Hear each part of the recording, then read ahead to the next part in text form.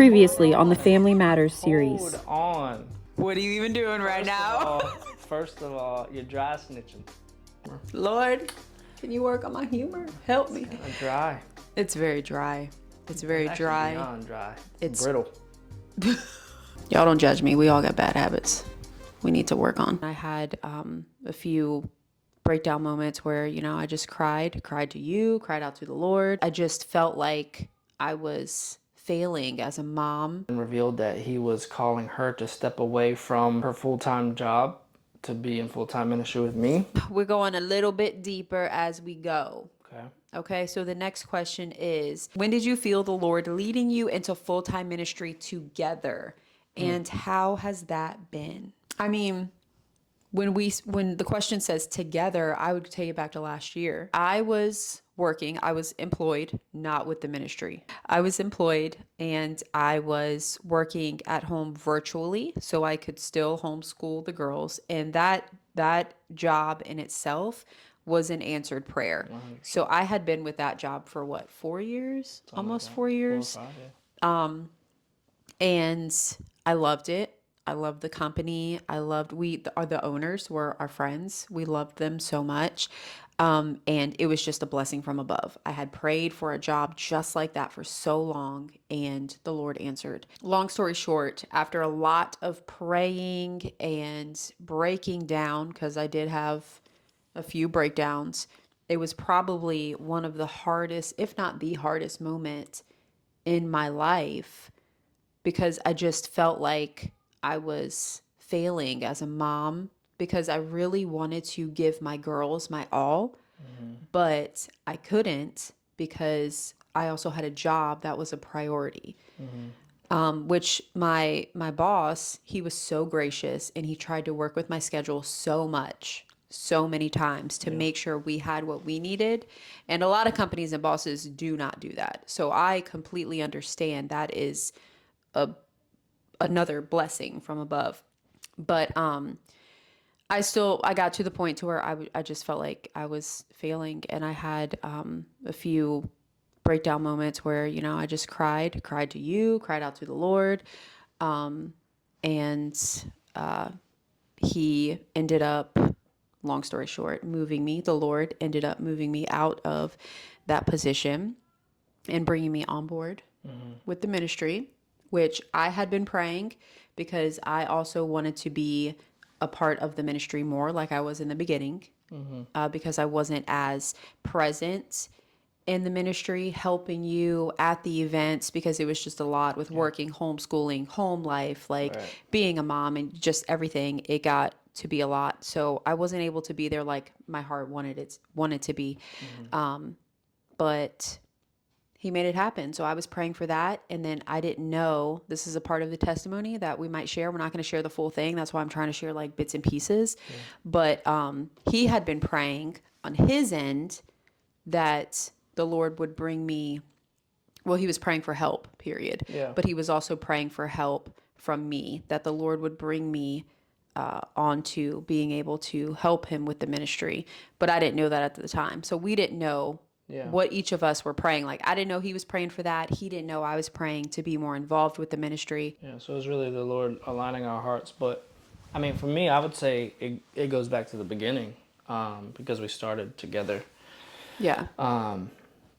And I've been working in the sphere of evangelism, doing the work of an evangelist almost since I got saved. But roughly around 2010 is when I really started stepping into that. And then we got married in 2014, and I continued. But in 2020 is when the Lord really, I call it, commissioned us. It was like a moment of commissioning. And then we did that together. And we launched what at the time we were calling Street Church. And essentially it was open air praise, proclamation, and prayer. And it's essentially the type of ministry that we still do today.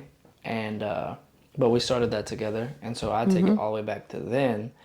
But yes, when that time came last year, I mentioned earlier about how things get got overwhelming, and I burnt myself out. And there's another testimony and story in that where my health began to really suffer.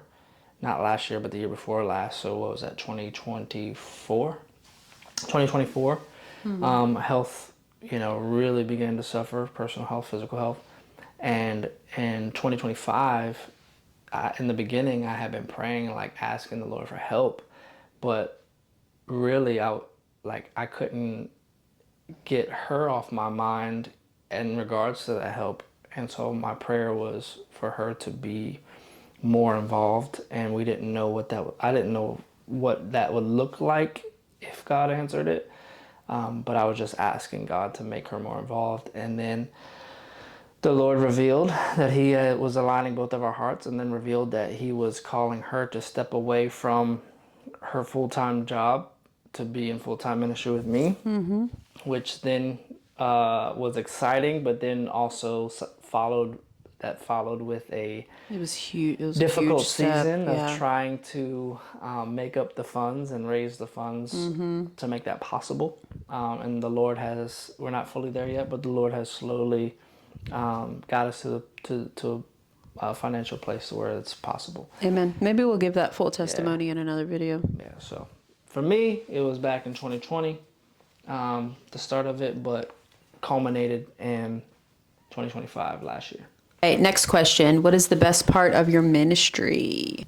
I would say seeing people encounter the living, risen Lord Jesus Christ, and subsequently having their lives changed because of that. Yeah. That is the most rewarding, beautiful part of the ministry. Most beautiful part of ministry. Yeah, I would say the same. Just the look on their faces to know that there is such a deep love that the Lord has for them that they have not experienced yet. Right. And they can get a glimpse of that through us. Yeah. You know what I mean? Yeah. It's just, I don't know. It's something that I can't put into words. Next question is, what is the hardest part about being in full-time ministry? I think we hit on that. I think we did too. I think it's the schedule piece. Yeah, the scheduling. hardest part. Finances. I was about to say the scheduling for sure and the finances. And we know, like, a lot of churches and even some ministries, they misuse, they do a lot of shady things financially. But that doesn't change the reality of ministry and, the difficulty in having support financially, because you got to think about it. And most people, if you're not in it or you've never been in it, you're not going to understand. But you got to think, like, the difference between ministry and like having a job is your job pays you for it. Ministry doesn't automatically pay you. And so it can be compared to this, doing something that you're passionate about and trying to get paid, like trying to be financially stable to do it. Yeah. And so Kind of like an entrepreneur. it's very similar. Yeah. It's very Because they get paid by their clients. right. We get paid by Supporters. So that's even so like with a business, there is a transaction piece. Like, I give you service, I give you something, I give you product in exchange for monetary gain. When it comes to ministry, it's like, hey, this is our vision. This is what the Lord has put on our heart and called us to do. Do you want to support it? And so on their end, their only reward is eternal. And their only reward is being able to join in. And this is a big one, so I don't want to I'm not trying to downplay it. But from a logical, external point of view, right. there's no material return other than being a part of seeing people's lives transformed, which is huge. But even sometimes they don't see it physically with their own eyes. They're just hearing about it, right? And so that can be difficult to even ask, like, to even put it out there, like, for us, especially because of the ministries that are, gainsayers or whatever it's called, where they're just out for people who are out for just gain, trying to get gain, Oh, manipulating, oh. right? I was like, what's a gainsayer? Like they almost hurt it for the people who are real and true and Yeah. want to do it the right way. Because we don't want people to think of it like that. We don't want people to think we're just money grabbing or nothing. Right. And so it just makes it a little difficult in that regard. But God is faithful and God provides, which is another thing. There's another thing, because a lot of people, when you begin to start asking, they'll automatically have this mindset. Well, God's supposed to provide for you. God's gonna do this, and it's like, well, yeah, God does provide for us, but He Right. also does it through people. Right. So, And he truly does. And we have firsthand experienced that. You Yeah. know, people will be like, the Lord told me to do this. I'm being obedient to him, right, you know, yeah. So with there's, many different things, not just finances, but, you Right. know, just different. yeah. So there's a lot of misconceptions when it comes to ministry and money, and that can be a hurdle. All of that to say. Yeah, I agree. All right. So next question is, how do you navigate disappointment in ministry when people let you down? And I do want to say something right off the jump. People are always going to let you down. For sure. You cannot rely on people because people are not perfect. Yeah. You know, it's something that's always going to happen Yeah. throughout life, different aspects of life, not even just ministry. Yeah. People are always going to let you down, whether it's, you know, whether they know it Yeah. or don't know it. You know what I mean? Right. It's always going to be some sort of letdown. So I just want to start off by saying that you can't fully rely and set too high of expectations on people. The only one that's not going to let you down is the Lord. Yeah. Yeah, this is a good question, and This is a really good question. It's a real question because it happens often. For me, before I ever got into ministry, I went through John Bevere's Bait of Satan, and it changed my life. Like, preventatively changed my life. So I recommend everyone, especially if you're in ministry, to go through the Bait of Satan curriculum, because it is absolutely amazing, and it keeps you from being ensnared and entrapped with disappointments, with unmet expectations, because ultimately offense, disappointment, hurt, pain, all of that is an entrapment. It's a scheme, a snare of the enemy to keep you, to put you in bondage and to trap you, to keep you from ultimately what God has called you to do, what He has assigned you to do. And I think realizing, and the lesson taught me, what the curriculum taught me, number one, unmet expectations is one of the greatest strongholds and greatest reasons for being ensnared by the enemy and being ensnared by disappointments. One of the greatest setups for it to be let down is unmet expectations. And so for me, like, I don't expect, and could be bad, but I don't expect much from anyone. Like, you know, I don't give in order to, with the expectancy to receive or The bar get is low. return. So then when somebody doesn't return what I've given or reciprocate what I've given them, like, there's really no letdown. Like, I give without any expectations of receiving anything in Right. return. And when I say that, I'm talking about everything. I'm talking about not just your money, but your time, your energy, your effort, your emotions, your intellect.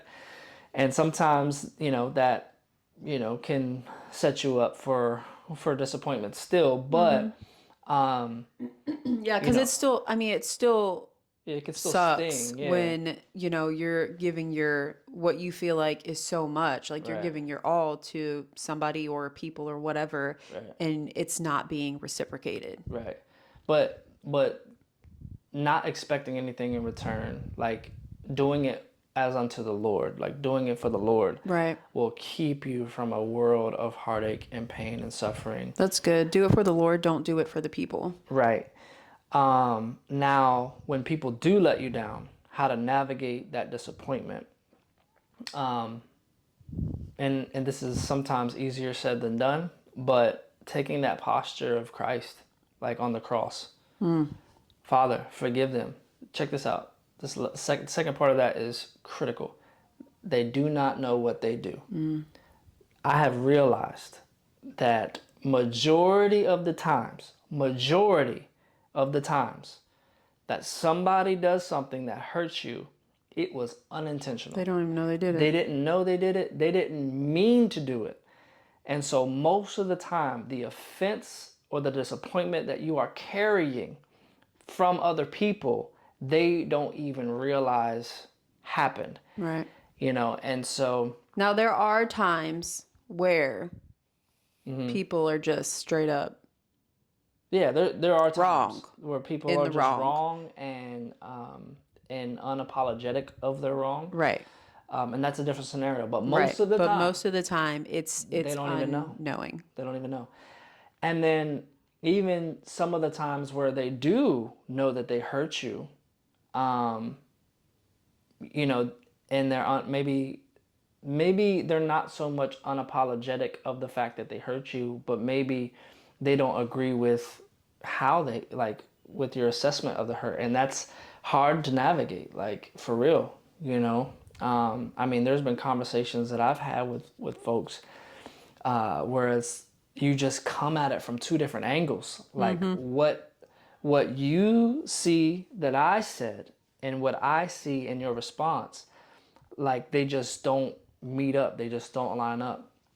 And honestly, in those moments, it is just going to take the grace of God. It's going to take you intentionally forgiving them and understanding that we are fallen people. Right.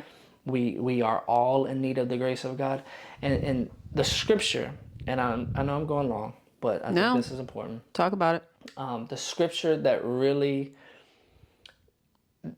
settled my heart concerning this topic and concerning holding things against people and whether it's disappointments or whatever, because disappointment is the same as, honestly, from the same root of unforgiveness, right?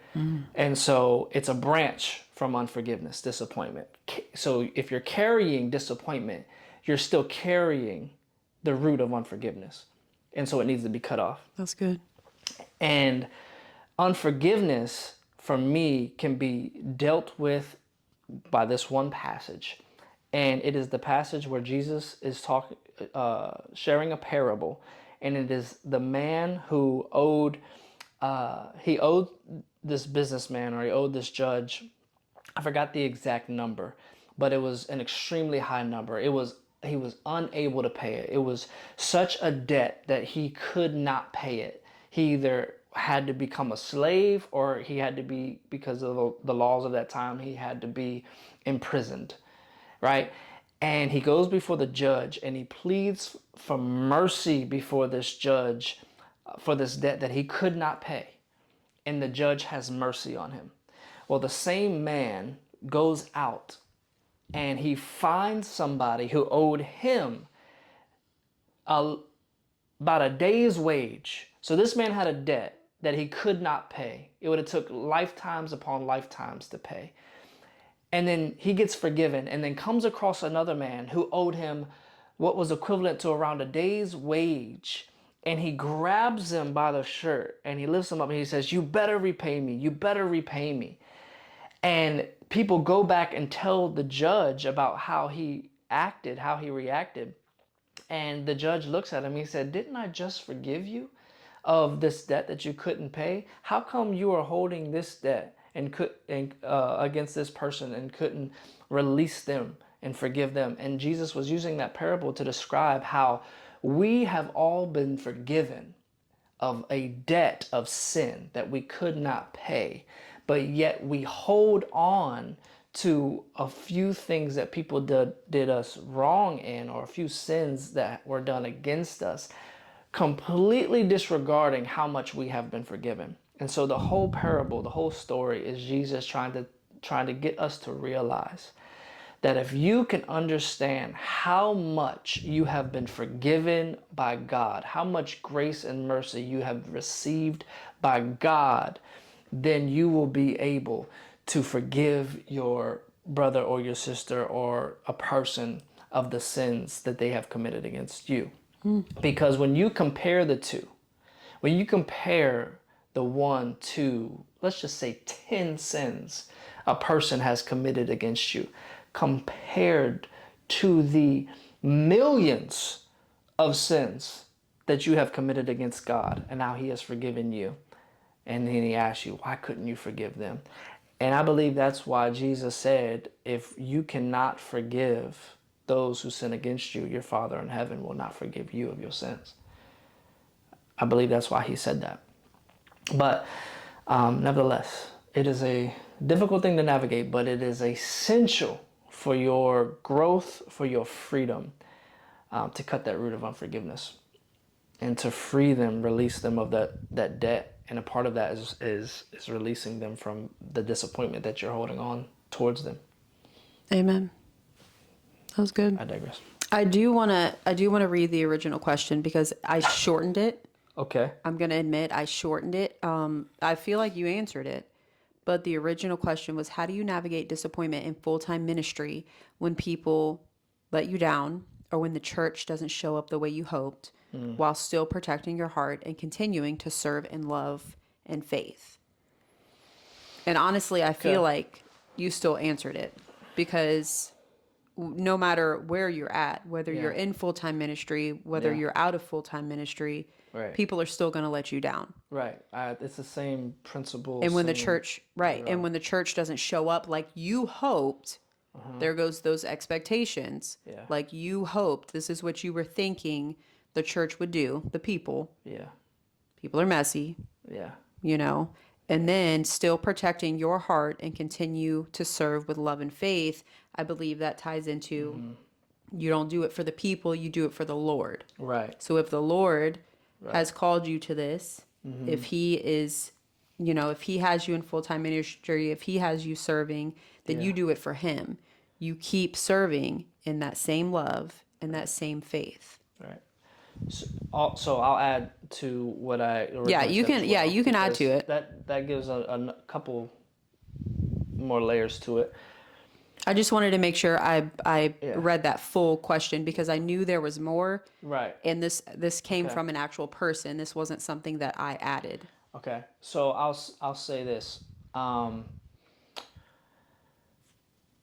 Again, same principle applies.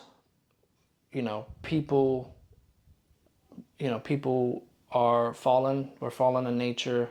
We're still gonna, do things.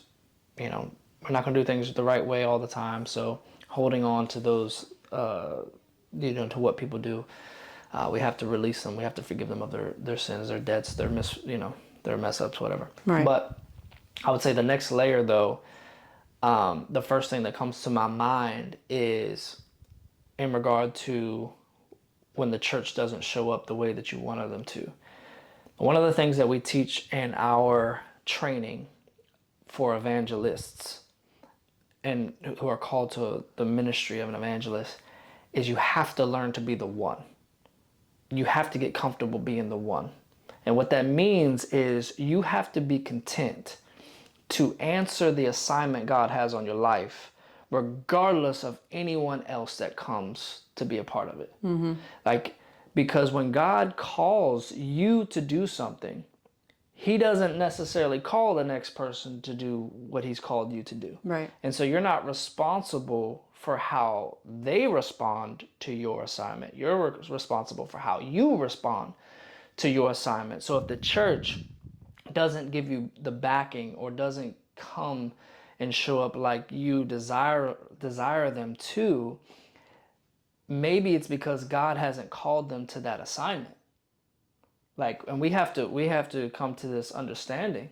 Not everybody's called to the same thing. Not everybody's going to see things the same way. But if God is giving you eyes to see something, a certain way, then he's called you to it. You need to move forward in it, regardless of if you have any support, and you need to answer it, and then God will breathe on it. Right. God will pour out his grace on it. God will pour out his spirit on it. And it doesn't mean that it's always going to be easy. Like, ministry is hard. Like, there is warfare in ministry. Like, there is, opposition in ministry, but God gives grace to you to push through the opposition, to continue to move forward and advance in your assignment. But you can't let, the lack of support or the lack of showing up, from anyone else deter you and keep you from what God has called you to do. It's just a distraction, honestly, from Satan. Another way for him to entrap and ensnare you is you feeling like, man, like, why don't they see it like this? Why don't they understand? Why, like, why don't they back me up here, or back this up, or be a part of this? And honestly, if they're not, maybe it's because God hasn't called them to. And if God has called them to it, you being obedient to your assignment will awaken them to theirs. Wow. So you just have to be obedient to what God's called you to do. Amen. Are you done? Yeah. Okay. I just wanted to make sure you were finished before I moved on to the next question. Yeah, That was really good. I think I overly cooked. Yeah. Good. No, that was Overcooked. really good. I didn't Overcooked. even want to I mean, we're going way over our time limit, I think it's but stayed in the oven a little bit too long. I apologize. well, no, don't apologize, because that was really good. I mean, even with going over our time limit, I didn't want to interrupt you because this is a question that somebody actually asked. Yeah. So this is something that they wanted to know, Yeah. So talk about it. But the next question says, would you ever feel led to do deep healing work or advocacy work with women who have experienced abortion, supporting them through restoration, grace, and healing? And then I'll just go on to read the second part of the question because I think they go hand in hand. Do you sense God calling you into that kind of ministry? So the would you question, would you feel led? I would take led out and just answer the would you. And the question, my answer would be yes, I would. If the Lord was calling me to do that kind of ministry, I 100% would submit to what he is calling me to do, and I would do that and have a ministry like that. Do I sense the Lord calling me to do that kind of ministry? Not right now. I'm gonna say not right now because you never know what the Lord is going to do later on down the road. Yeah. And if it happens, Sorry. no, you're fine. I was gonna say, I think you have to have a vision for something like that. Yeah. Like, when it comes to making that like a primary ministry, like the Lord typically will give you a vision for something. Right. Right. Like. And I don't have. Yeah, he could give you a vision for how to reach them. Right. Because my first thought is, well, what would that ministry look like? How do you specify and focus just on that, group of women solely, right? Right. So, And that's something, right. And that's something that the Lord would end up downloading and or giving putting you vision around the for. right people that already have something. He would have it all planned out. Right. He would have everything. He would bring everything into place. And right now I don't feel like that's something that he has. Now, can I be there for women? Like, can I meet them where they are and just talk to them if the Lord presented an opportunity? Yes, I absolutely would. I would not deny an opportunity like that just because it's not, the type of ministry that we have. Right. But to answer the question, I would if the Lord led me. And I do not, at this point in time, feel the Lord calling me to do that kind of ministry. So there's that question. That was a really good question, though. So the person who asked that question must have seen our previous video where we talked about Oh yeah. the abortion. Yeah. So Makes sense. that does make sense. Let me go back to the other questions. I cut down the questions because I just wanted to make it look more organized and easier on my eyes. Okay. So that's why. So if anybody's thinking, "Oh, she cut my question short," or anything, or she changed up the wording of my question, I just made it look a little bit more organized. All right. So next question. Do you ever turn off ministry mode? What does that look like? And to just add to it, so ministry mode depends on what you mean by that, because ministry is your life. Jesus is your life.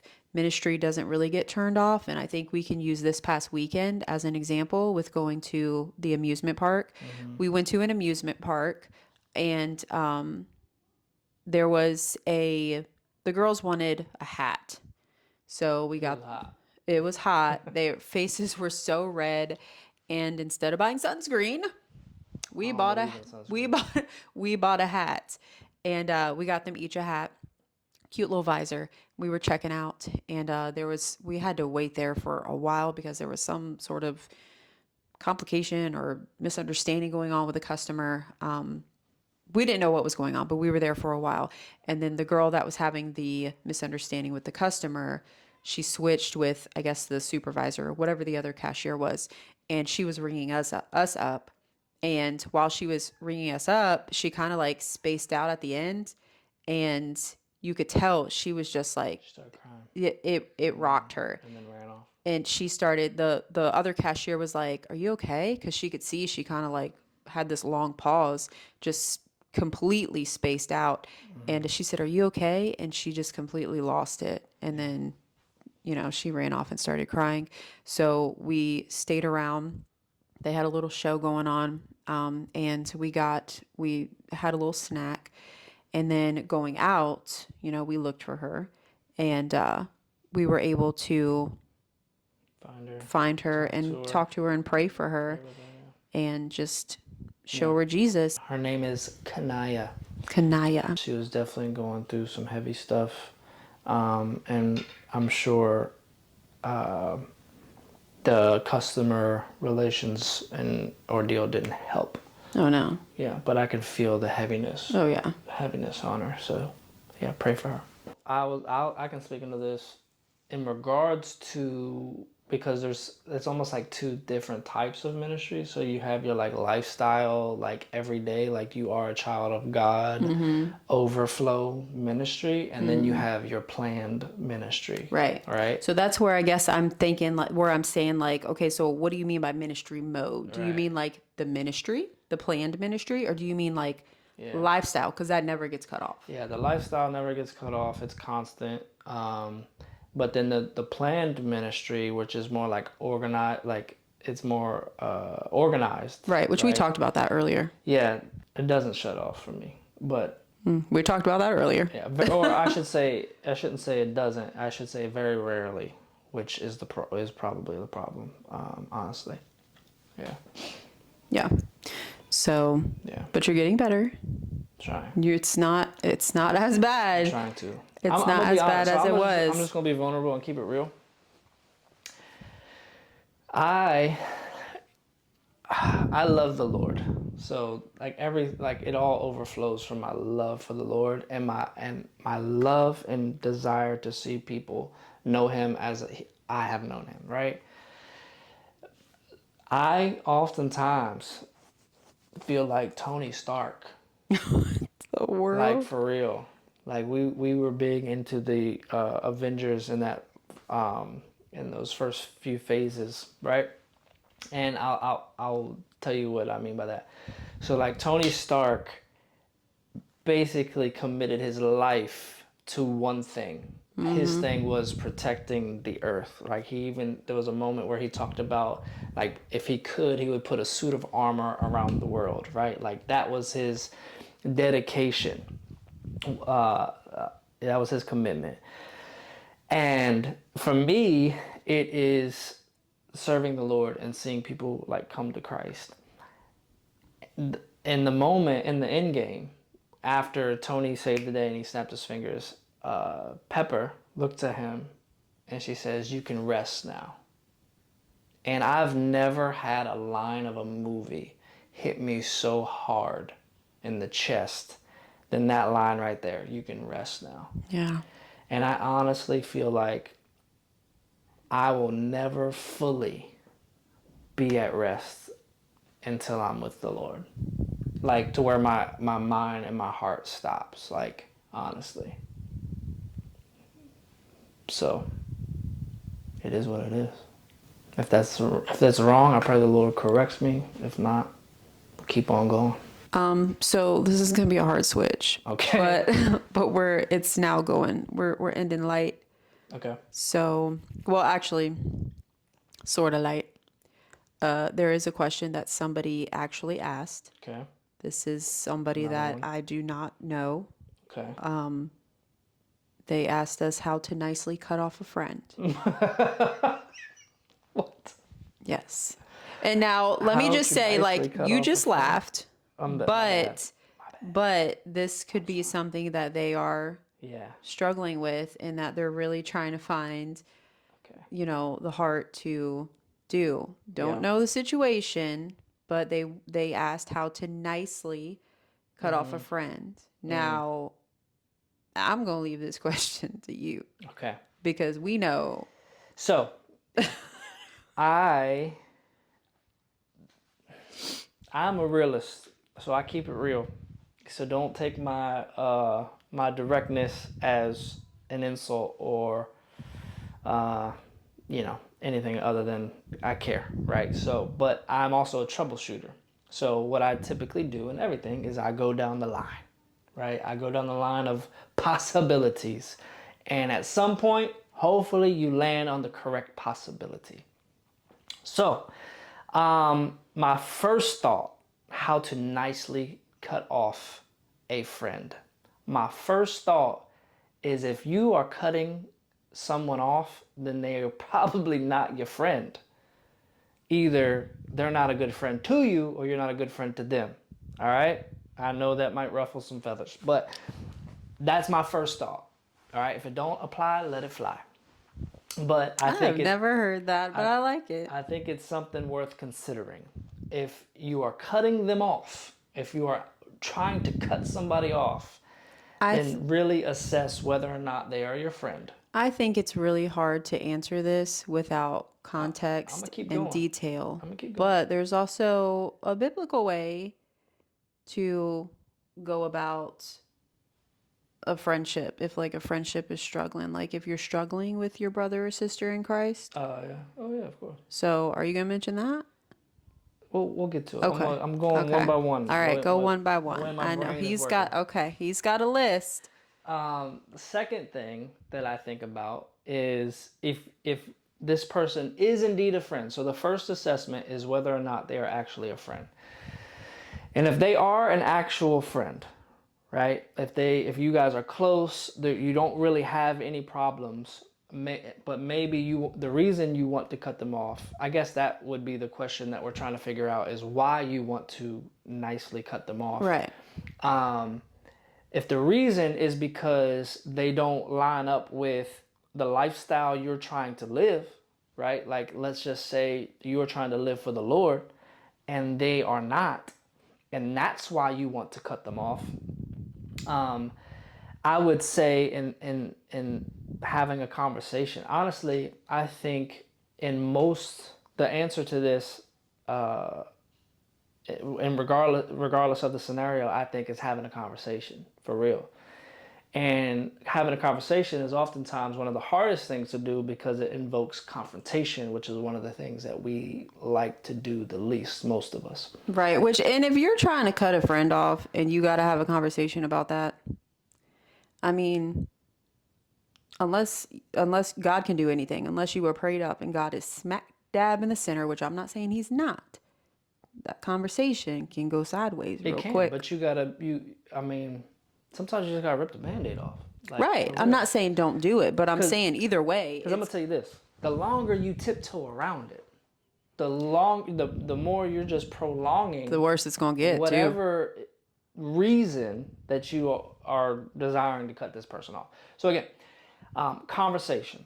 Let's just say this person, this friend, is not living for the Lord. You are trying to live for the Lord, and it's causing some type of difficulties, maybe it's just grieving your spirit, have a conversation with them. Let them know. Be like, hey, this is my life now. This is how I'm trying to live. I can't partake in that. I can't partake in these conversations. I can't partake in these activities. I can't do it because of, a good conscience, keeping a good conscience and obeying my convictions to the Lord. Like, He is my life now.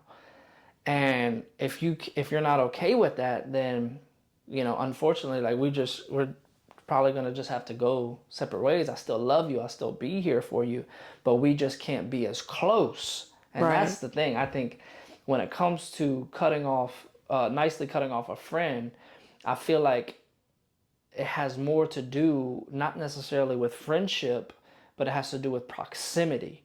And so, because you can be still be friends with somebody, but not have the same proximity with that friend, if that makes sense. In other words, you're not as close. You're still friends, but you're not as close, right? Right. Because, like, what is the definition of a friend?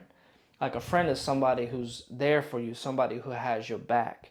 It's not just somebody that you're always talking to or always spending time with. Like, that is an overflow of friendship, but it's not the defining factor of friendship, right? So you could still be friends with the person, but maybe you're just not as close to that person.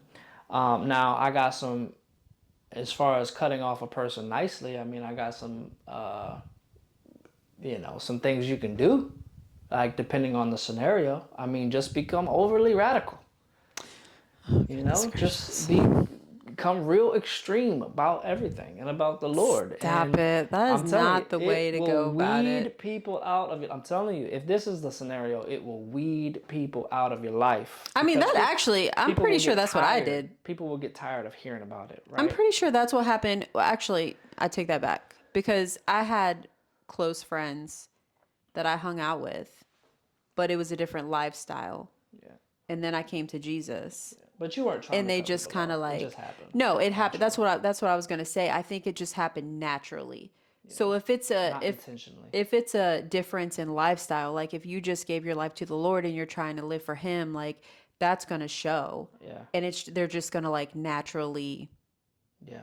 Now, become distance. Now, if this, all right, now we went through assessing whether or not they were an actual friend. So, depending on how they treat you and how you treat them, because typically, if you are friends, you're not going to want to cut somebody off, right? That they're kind of oxymorons a little bit. Unless this friend is y'all two are on in two different spaces, two different lifestyles, and you're really trying to be set apart and live a certain way, and they're not, right? Then it starts to make more sense. Now, there's a third option that I think of, and there's probably more. I know there's more, but this is just the ones that are coming to my head. You two are both living for the Lord, and this is where it gets even more tricky. You two are both living for the Lord.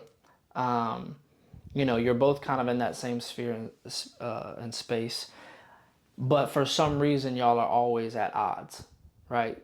There's always something going on. There's always some type of drama, and it's really hard to navigate and figure out. And again, I believe in every scenario, conversation is necessary. But I'm reminded in that scenario, Paul and Barnabas. It said Paul and Barnabas had such a hot dispute between them that they went their separate ways. And sometimes that is necessary. They didn't stop loving one another. They didn't stop being friends with one another by the definition of a friend, but they went their separate ways. They weren't close within proximity. They weren't in close working space, close living space with each other. They went separate ways, mutually understanding, coming to an agreement. Like, hey, like I think it's just best that we, just do our own things. Like, if you ever need me, I'm still here for you. But because this isn't conducive for us, it's not a conducive relationship. It doesn't provoke peace. It doesn't provoke joy. It doesn't provoke any seemingly anything good. There's just always some type of dissension between us. I think it's best we part ways and be distant friends, right? And so that's another scenario that I think of. And I think I mean, again, it just all starts with a conversation. I mean, any other way than having a conversation to nicely cut somebody off isn't going to be nice at all. It's just going to be, if you stop talking to them, if you start ignoring them, all of it is just going to make it worse. Like, you have to be willing to have the confrontation now and have the conversation now. Just be honest, be real. And if they're if y'all are really friends, then that person will understand. And if they don't understand, hey, still just you gotta just pray for them and Yeah. keep moving. Sometimes you gotta shake the dust off your feet. Yeah. I mean, But yeah, evaluate yourself though. Like I don't wanna put it all on this person you're trying to call off. Like, evaluate yourself, evaluate your motives, evaluate your thought processes, evaluate you as a friend. Don't just put it on them. Right. Evaluate yourself before you make any decision. But Right. yeah, that's all I got. Yeah. That's all I'm thinking. I mean, I couldn't agree with that more, with the evaluate yourself, because before looking at others, we should always look at ourselves and check ourselves and make sure we're right. Because if you feel like and again, it just all depends on the detail, the reasoning. Like, of course, we don't know this information. Right. But if you feel like somebody has wronged you, or if you have taken on offense, like, did they really do something to wrong you, or did you just take on that offense? You know what I mean? Yeah. So there's just so much to it. But I would say ultimately a conversation needs to be had. Pray before you have that conversation. And that might sound simple. That might sound silly.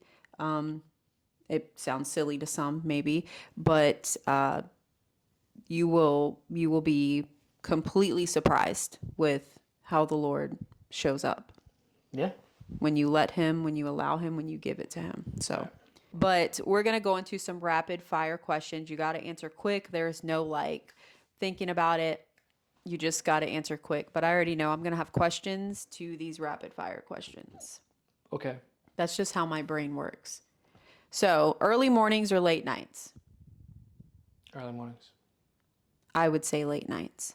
Stay in or go out? Stay in. I would ask who I'm going out with. But I would most likely choose stay in because I love being home. Planning or go with the flow? I would say go with the flow. But I would also ask, well, what are we doing? Planning. Where are we going? Like, where are we at? You know what I mean? Planning. Okay, so you're planning, I'm go with the flow. Big gatherings or small circles? I would say small circles. But then I could ask, what kind of big gathering is That's it? tough. You know? Big gatherings. Really? I still say small circles. Sweet gifts or thoughtful acts? I would say thoughtful acts.